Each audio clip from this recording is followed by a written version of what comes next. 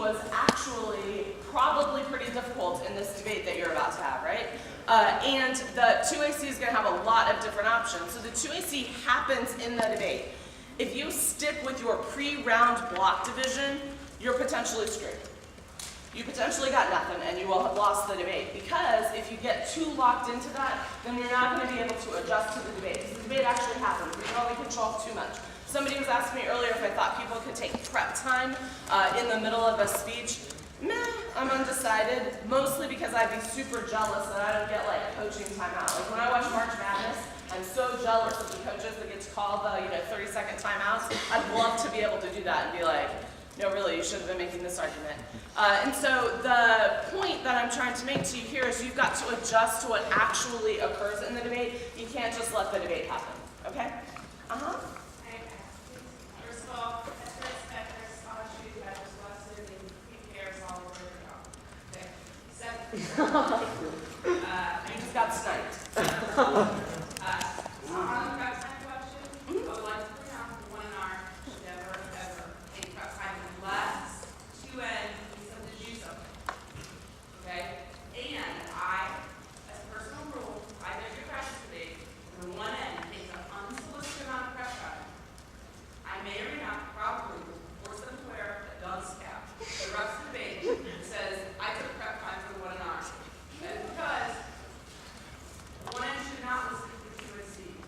Never, ever, ever, ever. That's all prep time. The worst you could ever do as a 1N is cross-X the 2A's. Or no, cross-X, or listen to answer the cross-X question with the 2XC. Right? 2XC cross-X. What are you doing? Prepping. Don't answer those questions. Don't answer them. You are not involved. Okay.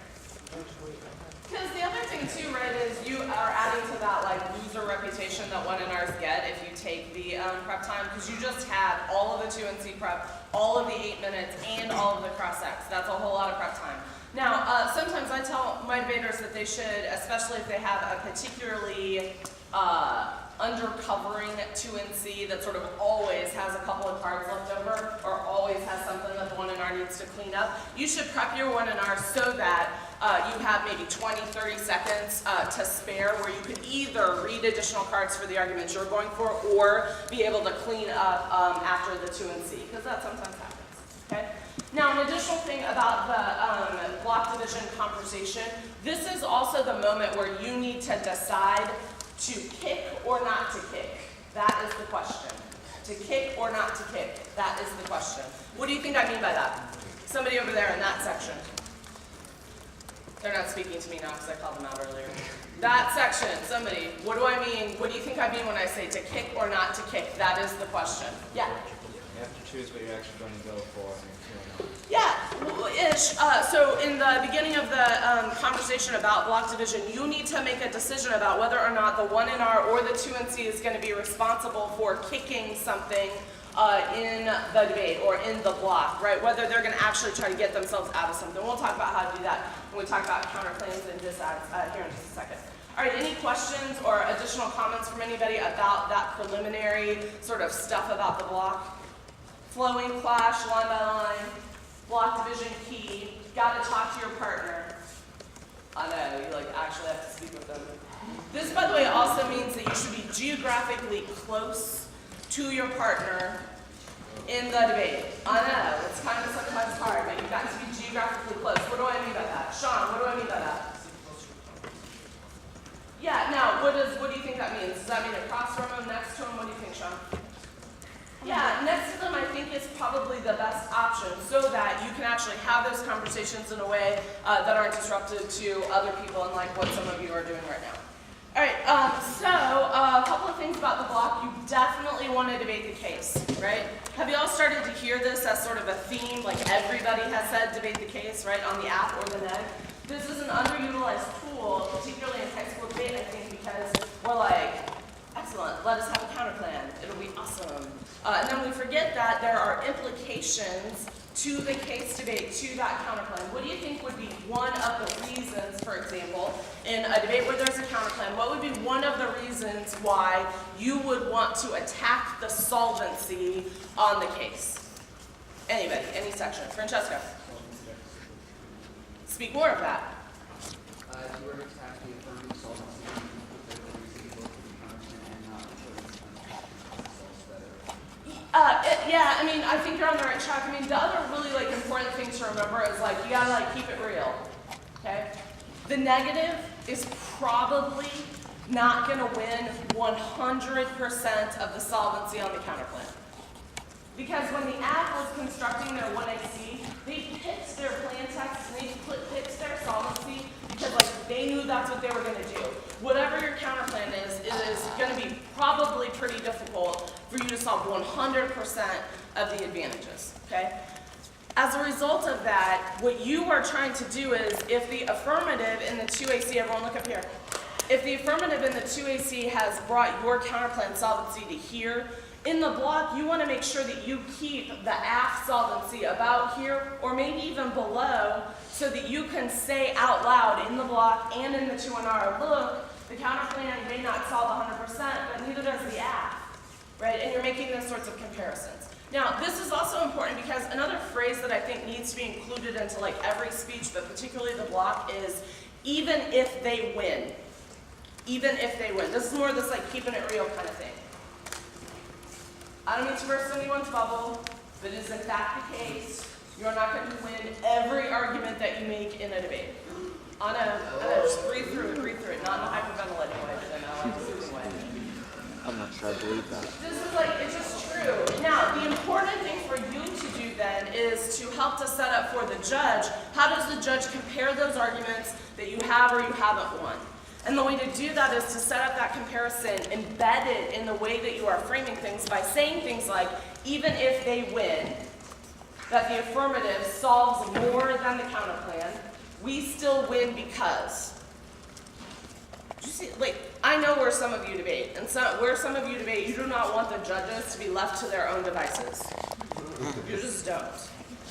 You want to be able to package things for them, and starting in the block in particular, making those even if statements, I think would be really helpful to you. So on the case debate then, you definitely want to make sure that you're keeping alive some solvency arguments most of the time. You also want to keep alive some impact defense. Why do you think that is? Why do you think you want to keep impact defense versus the advantages alive in the block? Yeah.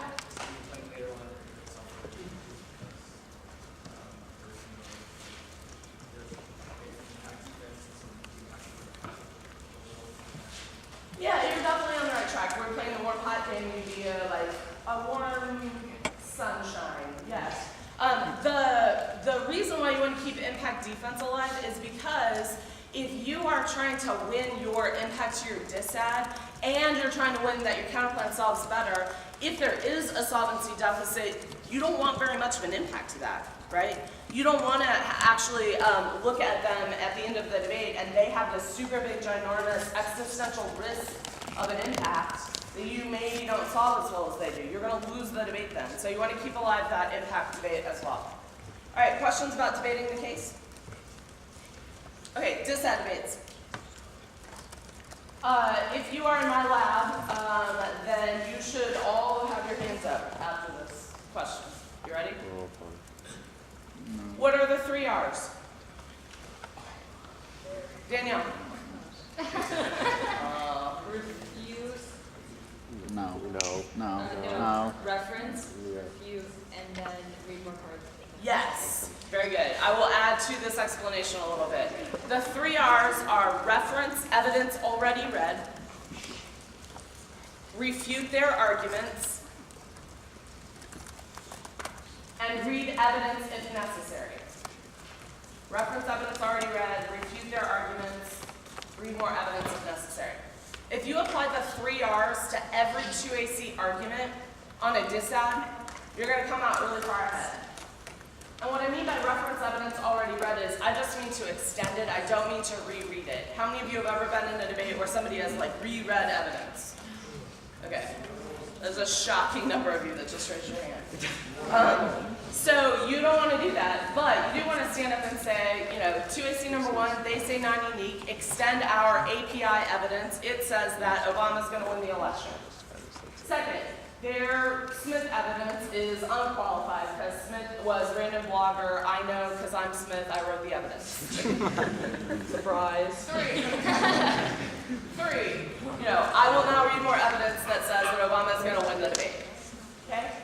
So if you applied those 3 R's to each 2AC argument, then you would be super awesome and golden. Now, how do you decide about the reading more evidence if necessary? How do you think you would decide that? In other words, what sort of situations might you read evidence, and what sort of situations might you not need to read evidence? Thomas.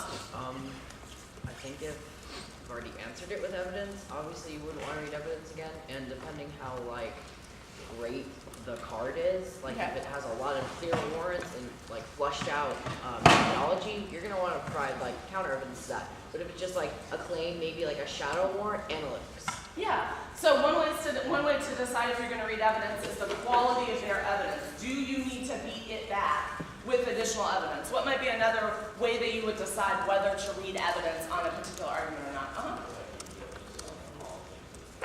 Okay. In particular, when is uniqueness important? What else? If the 2AC has done, what else does it make uniqueness? Yes, link turn. Okay.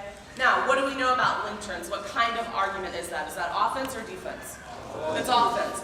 And so the second sort of way that you want to evaluate reading evidence, in addition to what Thomas said, you also need to read evidence on their key points of offense.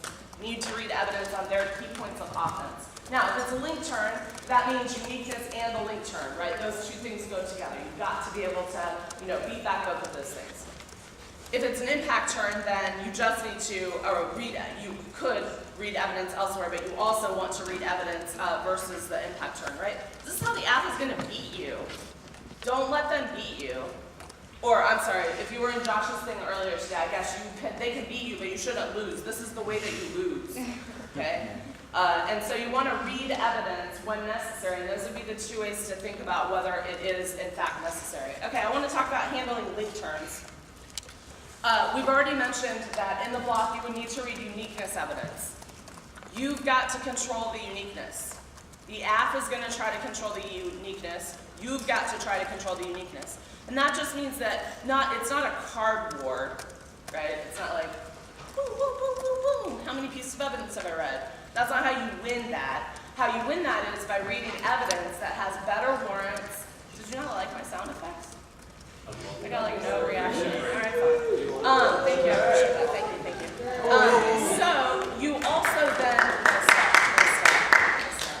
okay. You also want to make sure that you are explaining why your uniqueness evidence is more important, right? That something postdates, that something is newer, does not make it better. Maybe that applies to milk. It does not apply to debate arguments. You've got to explain what has happened in the interim between your pieces of evidence in order to be able to explain why that is important. Okay, now if the 2AC link turns, you've also got to read more links back. And the debate then on the dissent needs to center on a comparison about the likelihood of your links versus the unlikelihood of their link turns. Likelihood of your links versus the unlikelihood of their links.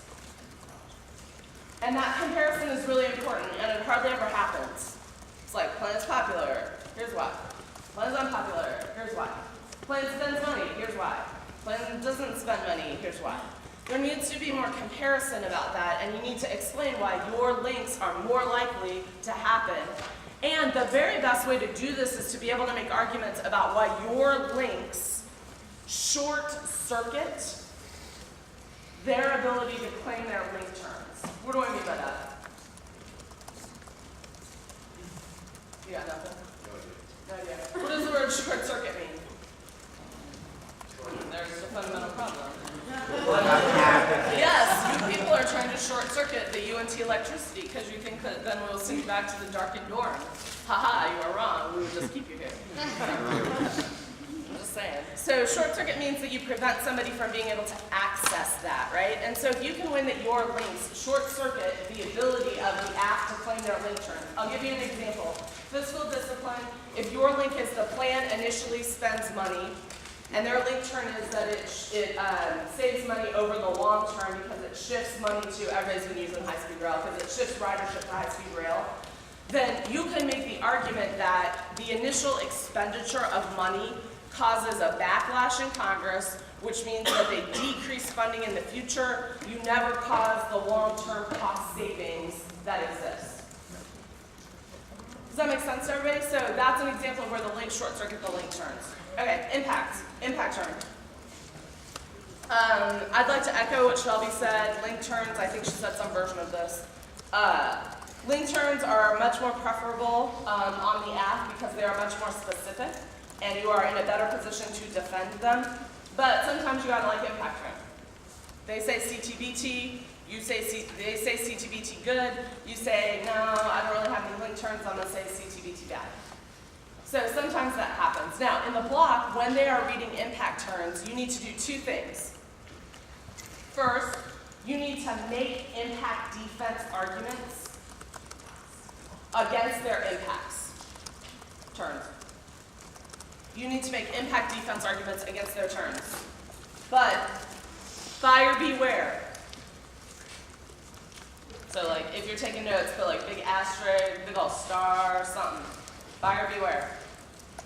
Do not read impact defense that takes out your impact. This is a fundamental flaw in the 2 and C of the 1 and R.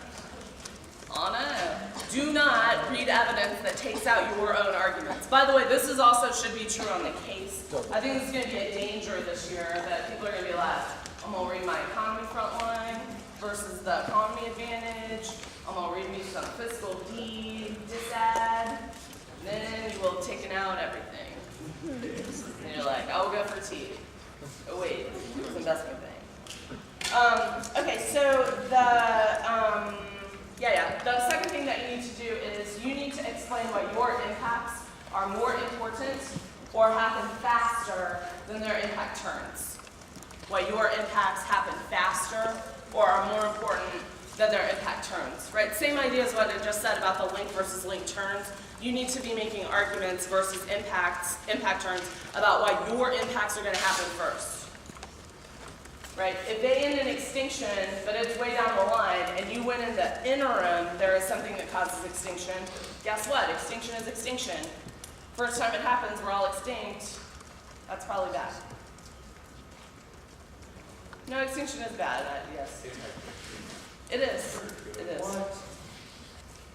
Okay, then. All right, questions about how you handle disads in the block? Okay, Could you give the example one more time about how to explain how your links short circuits, yeah. So if the focus people focus. Yeah, that's okay. Okay. So the example that I used was if the plan, if the link to the fiscal discipline argument is that the plan spends money, and the link turn arguments are that over the long term the plan saves money. If you win that the initial expenditure of money, in other words, them spending the money, causes Congress to backlash and they cut back on funding in the future, they can never win that they increase ridership that creates economies of scale or saves money over the long term, because we never get to that. We never get to an expansion of the program that's sufficient to allow them to access their link terms. Does that make sense to everybody who's still listening? Okay. Yeah.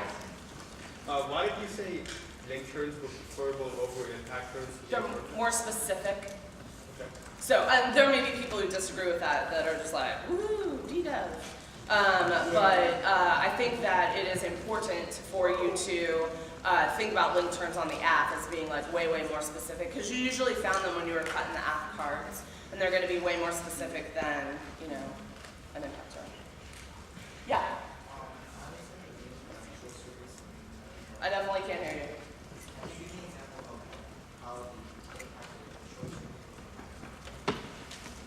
Sure. I mean, mostly, the most direct way is like, if your impact is U.S.-Russia war, we lob nukes at each other, second strike capability means that we all die.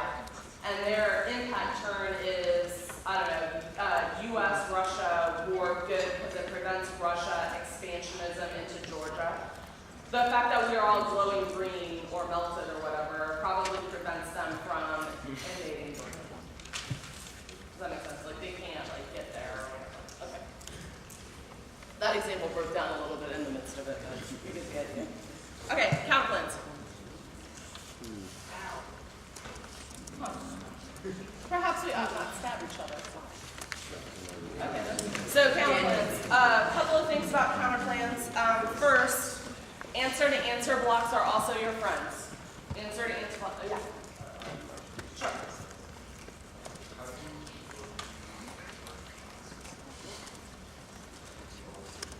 Oh, overviews. So here's my feeling about overviews, and this is totally me, so there may be lots of other people who disagree with this, but I think that there's this thing that I like to call overview proliferation, which is where the block, and the block usually starts it, and the block is like, I'll give an overview, and then I'll go to line by line. And then the 1AR will stand up and be like, I will have an overview, and then I will answer his overview. And then the 2NR stands up and says, I will have an overview, and then I will answer the 1AR's overview, and then I will extend my 2NC overview. And so on. This is a mess, because it means that then whenever anybody's trying to retain the like line by line, it's like super down at the bottom, and everything, it's all wrong. So I coach my debaters. Overview should be 20 to 30 seconds. You should only say things that you could not say on the line by line. So that's my opinion about that. And so you might be doing some like meta impact calculation, but if there's a place to do that on the line by line, then in my opinion you should just like do it there. There's no real point to do it in the overview. Sure, so you might say in a world in which we're winning that the state's counterplan solves most of the affirmative, if I win, some small risk of the disad proves I win. Even if their uniqueness claims are true, the world of the counterplan alters the uniqueness question on the disad. Now, go on. Other questions? Okay, wait. Wait.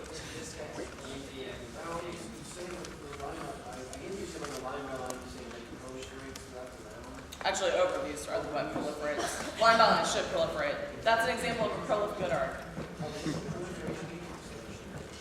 No. Okay then. So counterplans. Answer to answer blocks are your friend. You can anticipate what the 2AC is going to say and write blocks to it. You can anticipate what the 2AC is going to say and write blocks to it. What is every good 2AC, whether they heard Shelby or not, probably going to say to a counterplan? Her. So you should write a block that at the top says answers to, they say, her, do both.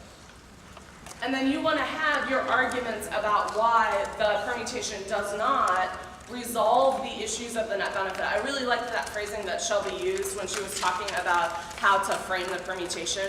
You know, she said that you want to explain why the permutation resolves the link arguments. I like that a lot, but on the negative, you want to explain why the permutation does not resolve the link arguments to the net benefit.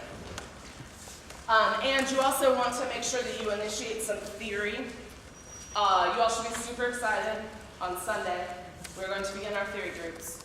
They're going to begin with a lecture from one Dan Lingle, who is going to speak of theory. If you're in the 3-week program, he's going to talk on about how to debate theory and stuff. So we'll get into some of the counterplan theory stuff as well when we talk about that.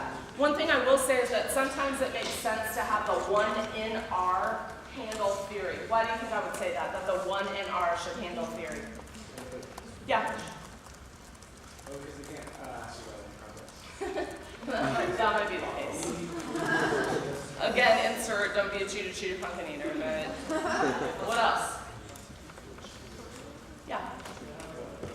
Yeah, they have more prep time. This is especially true if the theory argument is something that's a little bit more nuanced than what you're used to. If, you know, the affirmative has initiated what I think is a very good argument, which is there is not a solvency advocate for the counterplan, which is especially true, by the way, of picks often. There won't be a solvency advocate for the pick that says do everything but this. They'll say that the this is bad, which is different than saying do everything but the this. And so those kinds of arguments may be things that you haven't really thought about relative to your counterplan. And so you may, in fact, want to give that to the 1 and R to be able to handle that. Okay? All right, the other big thing that you need to win on the counter plan in the block, in my opinion, Mustafa, is that you need to win that the net benefit impact outweighs the potential solvency deficit. You need to win that the impact to your net benefit outweighs the potential solvency deficit. And what I mean by that is you need to explain why the impact to politics, bigger, badder, worser than the fact that the state's counterplan may not solve as well. And you need to do that kind of comparison. Okay? The next important thing on counterplans is you need to be able to explain, you need to answer any offense. What would be some examples of offense that the 2AC might initiate against the counterplan? No, that's mostly a defensive argument. What's some offense that the 2AC might initiate? Nah, theory wouldn't really count in the offense. I mean, it may be offensive, but yes, Justin. You might consider add-ons that the counter plan can't solve. Okay, so one source of offense might be add-ons. If you are a 2AC reading add-ons on the counter plan, especially if you're like, oh crap, what a good counter plan. You should think about some add-on that the counter plan doesn't actually solve, and then read that. So in the block then, you need to be able to answer that back. Okay? What would be another source of offense for the 2AC on the counter plan?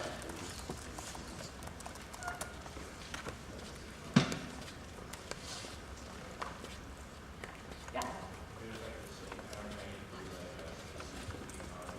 Exactly. Yep. So disadd to the counter plan is also offense.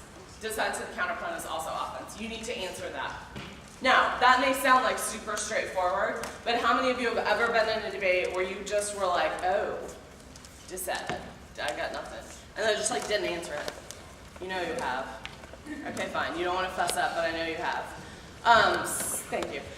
So the process then of making sure that you answer that is the same as if you were answering a disadd in the 2AC. Got to read some impact defense, got to make some no-link arguments, got to make some arguments about why maybe the counterplan solves for that disadd as well. Okay? All right, questions about that?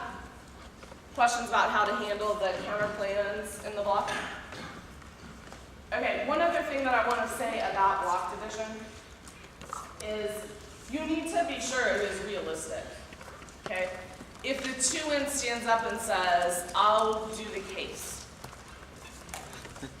and that leaves like the 1NR like a disadd and a counterplan, I mean, that's just not realistic. That's like 5 minutes, right? And so you want to make sure that you're being realistic. So I think a good kind of thing to think about is maybe the 1NR just takes one disadd. Right, there are a lot of really, really good 1NRs that do a really good job just taking politics for 5 minutes. Some of you have this look on your face like, what would I say for 5 minutes? Well, you would apply the 3 Rs to each of the 2AC arguments, and suddenly you're like, I wish I was in college and my rebuttals were longer. I mean, you may wish you were in college for other reasons, but. Okay, does that make sense about the block division? You gotta be smart about it. You gotta be realistic about it. You can't just be like, hey, I don't like to give speeches, so you talk more. Okay, T.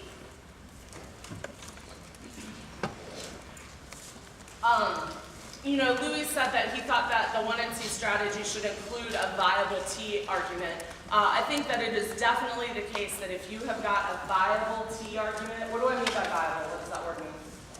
You can win it. Realistic that you could go for it in the 2NR. It's something that you could actually go for. If you've got that, you definitely should include it in the 1NC. But in my opinion, like, T should never be like a time suck. Have you ever heard that phrase? That's it. So you want to make sure that if you're going to go for T in the block, you need to make sure that it is an actual viable option in the 2NR. If it is not, then you should not go for it. Do you have to kick out of T? No. You do not have to kick out of T. Do you have to kick out of a disadd or a critique or counterplans? Yeah. Yes. What do you need to extend in order to kick out of any of those arguments? Defense. What? Defensive argument. Yeah, probably multiple defensive arguments. What if there's offense? Can you still kick out of it? What if there's defense and offense on the dissent? Can you still kick out of it? Yes, you can. At some point, you've got to ask yourself, is the amount of time that you are investing to answer the offense mean you ought to just go for it? Right? Sometimes that happens where you're like, oh, I really would like to kick out of this, but I'm going to have to invest so much time answering these link terms anyway that you might as well just go for it. Okay, but T you don't have to kick out of. So a couple of things to remember about T. You actually have to answer their arguments. I'm just saying. On the line by line, you got to answer them. You can't just be like, I will answer every other argument. Second important thing in the block is when you would initiate case lists. Who can tell me what a case list is on a topicality argument? Yeah? It's the list of affirmatives that can be run under your interpretation. Yeah, and what else would a good case list include?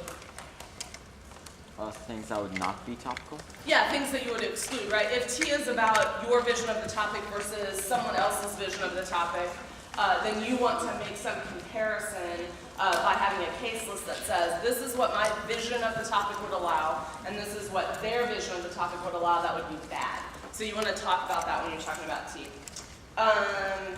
If you decide not to go for it, you want to look for two things.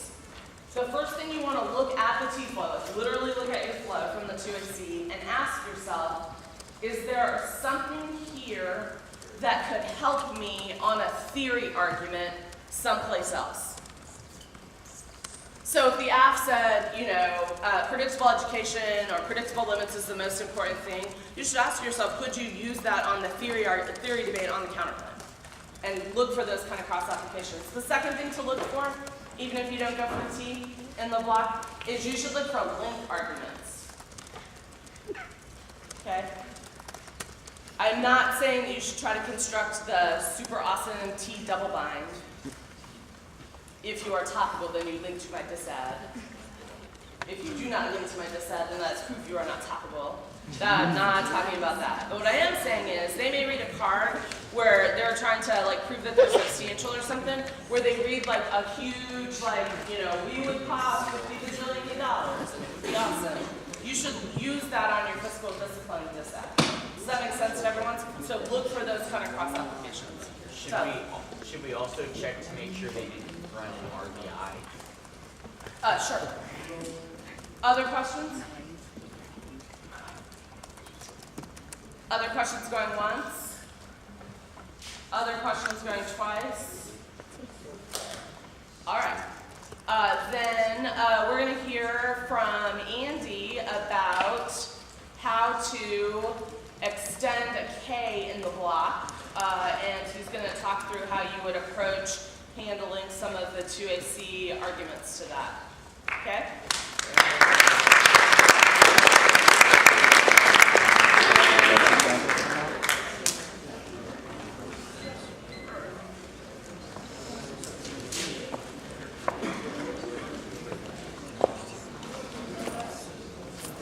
Bam!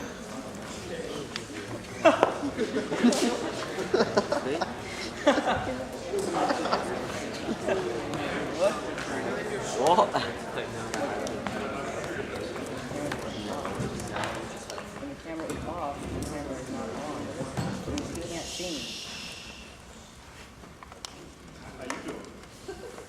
How you doing? The easy way for me to say this lecture is just to tell you, go for it this way. Okay.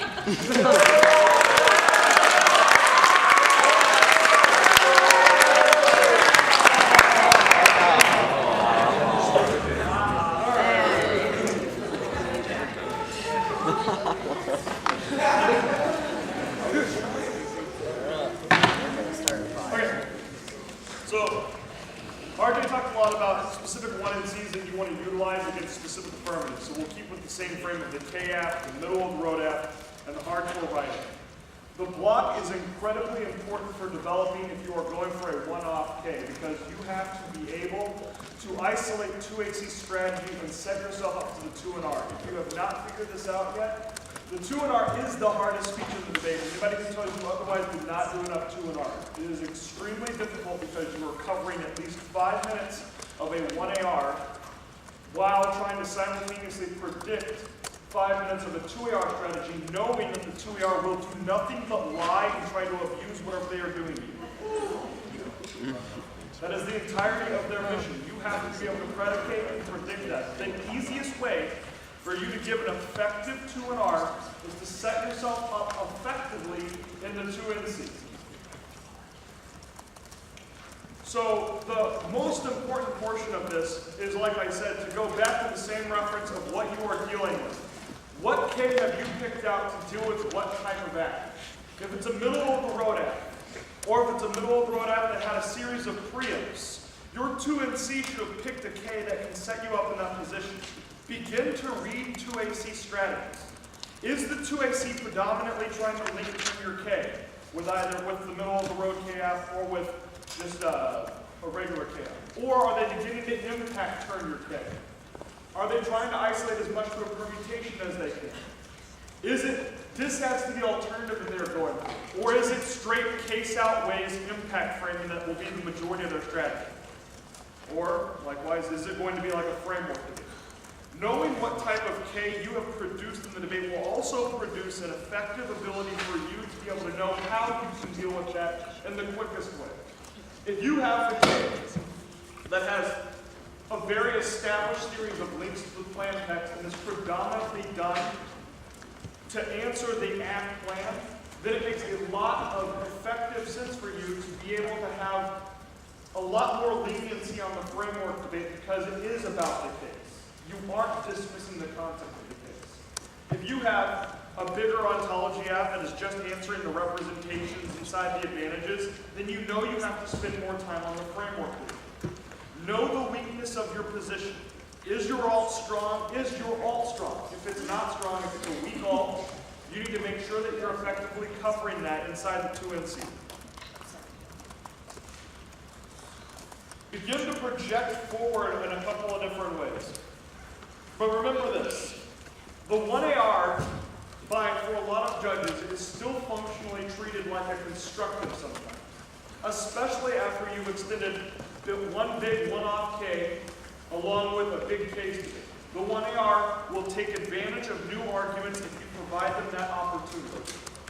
So you want to minimize the ability for them to do so by not just reading a bunch of extraneous stuff that allows it. If you didn't institute a big ontology debate inside the 1NC, but your 2NC covers 2 or 3 cards on it, the 1AR can take you up on that debate with as many cards as they want. So try to watch for how you set up your 1NCs to also minimize what you're doing in the 2NC that creates new arguments. I'll go back and reference something that happened in an earlier practice, in an earlier demonstration. Whenever RJ debated Brian Kirsch on the Virilio case earlier in this game, there was a lot of heavy emphasis that happened in the 2NC on both the link and the impact debate at the top. RJ managed to do one thing that was extremely effective and helps all 2NRs out. He established a link to what the plan was, and then for that, he established a no value to life impact claim, a root cause impact claim, and a different violence extinction impact claim. 3 different claims were made off of one link argument. Louis earlier said you want to establish at least 3 options for yourself inside the 1NC. And Ks are no different, even Ks that are just one-off Ks.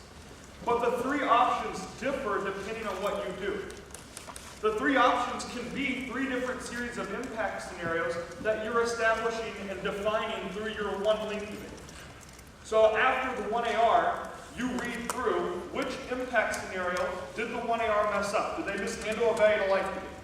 Did they mishandle the greater extinction debate? Or did they mishandle a series of the root cause claims? I will find out which one they did, and then every one of my linked arguments that I extend after will be done through that one frame.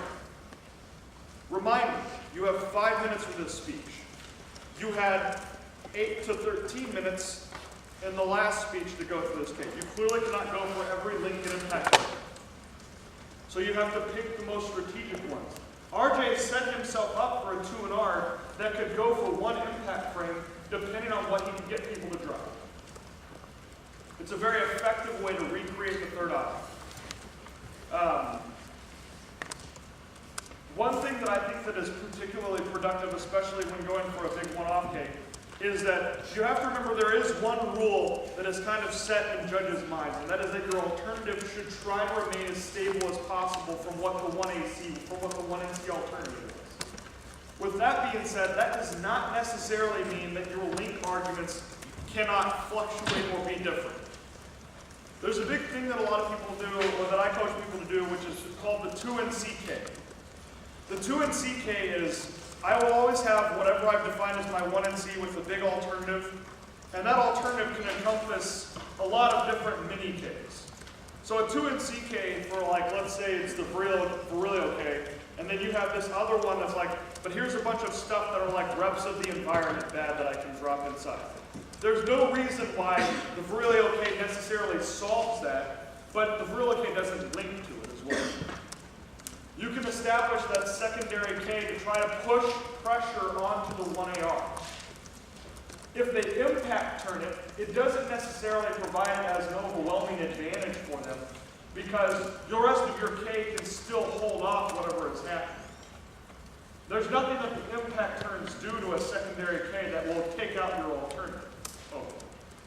At least you should be mindful of that ability. If you know your research, you'll know which ones can get you in trouble and which ones won't. But remember, those secondary Ks, or the Ks in the 1NC, like RJ said earlier, are meant to answer the plain text and all the advantages. If they win, like let's say you're debating one of the teams that RJ talked about that has a plan text and then will read 5, 6 advantages just to try to have you just to try to out-text you on a series of advantages. What the 2NCK allows you to do is to recapitalize when they do have a series of those advantages that maybe your 1K doesn't answer. Now a reminder, just for clarity on this again, this does not necessarily mean you are reading a new alternative, because that is something that can get you in trouble. You are reading new link and impact claims that can re-explain the affirmative out of it, whatever it is. Remember that the easiest way for you to set yourself up for a good 2-R inside the block is to make sure that you're always placing pressure throughout the full 13 minutes of the block. This is not the time for you to be grandstanding about moral parts of the affirmative. This is not the time to be grandstanding about different types of things that you think are offensive about what the act has done immediately. Grandstand in the 2-R. If that's what you really have to do. The 2NC is about pressure on the 1AR so that your 2-R can be easy. Especially if you're a K debater who has a little bit of technical problems, or perhaps is a little bit slower off the speaking drills. This allows you that block to not just cover what the act has done, but to provide yourself new avenues for what to do. I mean, this is the one thing that in debate is kind of a solidified rule. You have a 13-minute block that has to be answered by a 5-minute 1AR. That is a structural advantage that if you don't take advantage of, your 2-R is going to be very, very difficult.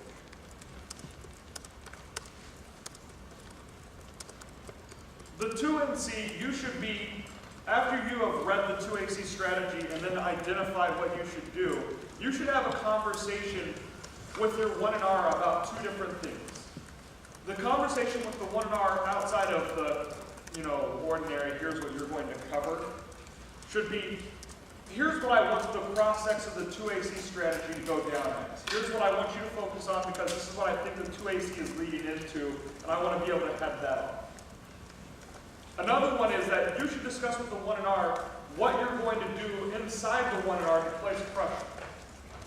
The 1-R has 8 minutes to prepare for that speech. I was a 2AC 1-R on the K for most of my senior year, and it was very, very fun. Mainly because it just allowed me to sit back, read 2AC strategy, and then be creative about what I was going to be doing. Okay, here's a new K that I can read for this particular part that might impact turn this part of the act. Here's a new K that answers the permutation, or here's some K cards that can answer the permutation, but also take out one of the impact claims.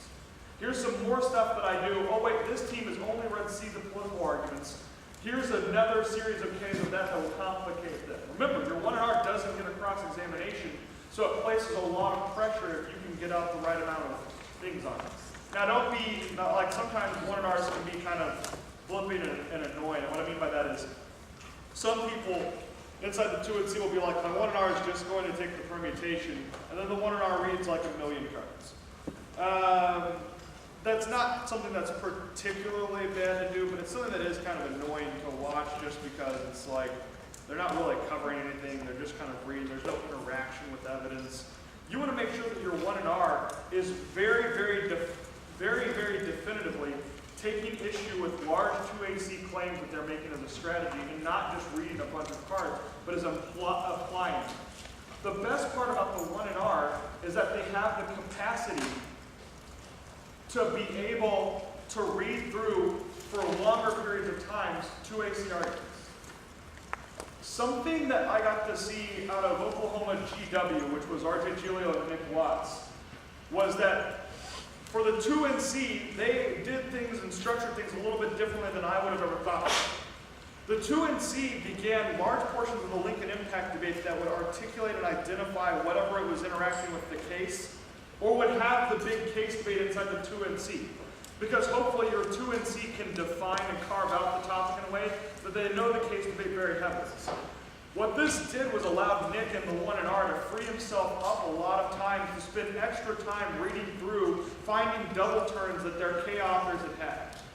Finding double turns that the 2AC had made inside different K authors. In a lot of ways, this can turn out particularly well for them if you can find those particular double turns. If you, one good thing about, ants when they're answering the K, if they're not particularly K savvy, is they don't really know when they're double turning themselves with different forms of options. You can at least find that for them. But make your 1 and R as useful as possible by identifying that strategy. Reminders for yourself. Covering theory debates effectively is obviously huge, but also making quick theory arguments for things like the permutation and for things like that are also very necessary inside the 2 and C and 1 and R, because permutations, as fast as they are, can be a very, very large strategy that happen inside the 1 AR if you don't handle them properly from a theoretical or from a link perspective.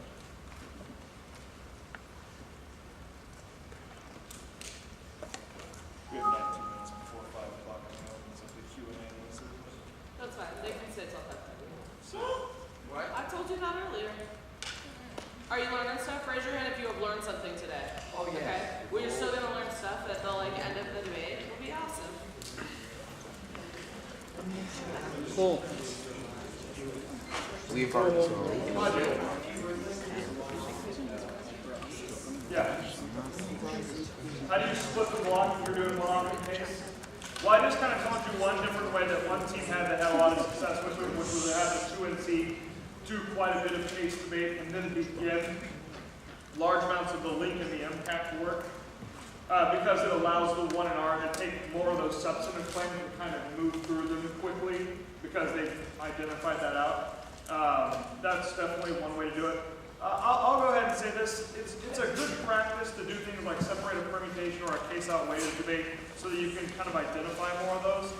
But two different things need to not happen with your organization. One is giant 2 and C overviews that can be done on the line by line. Permutations are a great place to do large amounts of link and impact work. But to isolate out just a separate overview, here's everything about the K, here's my alternative, here's all of this, is a waste of time. That can be done on the line by line. Organizationally, it's very difficult to see happen because it kind of decreases the amount of flash that ends up. One thing that's very hard for organizational purposes is to think, well, I want, to see the political debate happen for the 1 and R, but the political debate is right inside the middle. I also want the 1 and R to cover my permutation, so I think I'm going to give them that even though that's the number 1 answer. And, realism debate, that's just a bunch of cards, but they put that at like the very end of the 2AC. So I think I'll just do that. Let's do perm, see the political, and the realism debate all for the 1 and R. We'll let them handle it. No big deal. Wrong. That whole I'm the judge and I have to deal with that nonsense means that what you've identified is 3 different portions that are all on different parts of the flow happen elsewhere. And I have to reestablish and reset up flows. It's very difficult to follow. It means that I'm missing something that happens in the 1R, and if I'm missing something like that, yeah, maybe the 1AR drops it, but if I'm, suspicious, I'm a little bit hesitant on what I'm going to be doing. So remember, just identify the 2AC in the very same order that it's done. And just have the more kind of local overviews of like the link debate and how that establishes your impact claims. And then just reference everything from those little bitty smaller overviews. Don't try to break up and be too disembodied or too much, lack of order or something.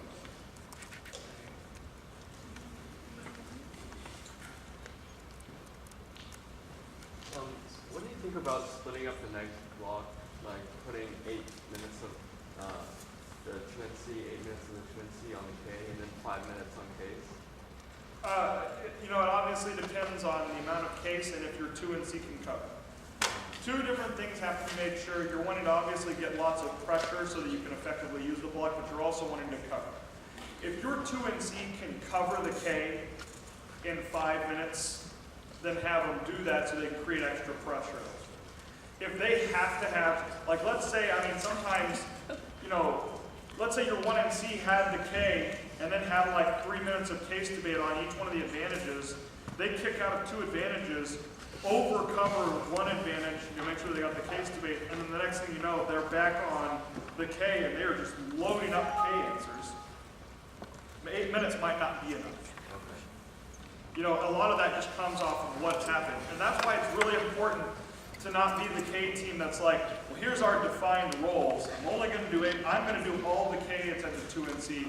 I'll leave my partner to do all the K stuff, and we'll move on from there. Because it's not flexible enough to deal with what happens in a 2AC. 2ACs can shift the ballgame on you a lot of different times. You want to be able to recapitalize, but you can't identify, here's the amount of time you spend until you get to that moment. And also, 2NCs are oftentimes infamous for accidentally grandstanding too long, accidentally spending too much time on one particular thing, stuff like that. Time, it's difficult to know exactly before how to do it. All right.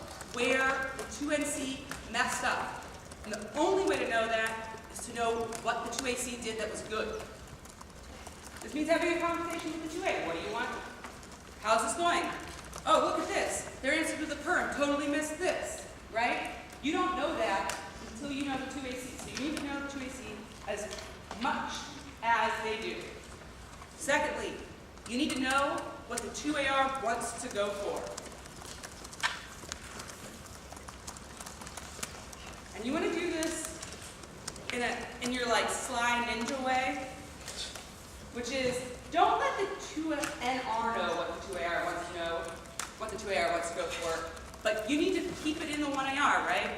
Because this is, the judges are hardest on 1ARs, right? Because people love the neg or whatever, blah, blah, blah, it's silly. But judges are always hard on the 1AR, so you need to know the outline of what the 2AR is going to say so you can slip it in there and get it past the 2NR. And that particularly means you should know your weaknesses. Andy said this too about their alternative, right? Alternative is always their weakness. You should know that. You should know your weaknesses. What are the problems with your affirmative? Is T a problem? Probably, maybe, if you're reading the Keystone app, although I do not believe that's actually true, but the way to deal with those weaknesses is to be efficient in the 1AR by writing 1AR blocks. 1AR blocks? How could you possibly do that? Well, you, much like you can predict what the 2AC will say when you're negative, you can pretty much predict what the 2NC is going to say on things like topicality, right? It's going to be the same argument. So you can be prepared for when they say unlimits. You can be like, doesn't unlimit. Here's the 2AC argument, extend it, and then have another card. Already written.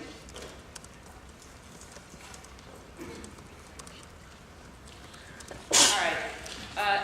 A key part of that, and this is, you know, like you're a ninja.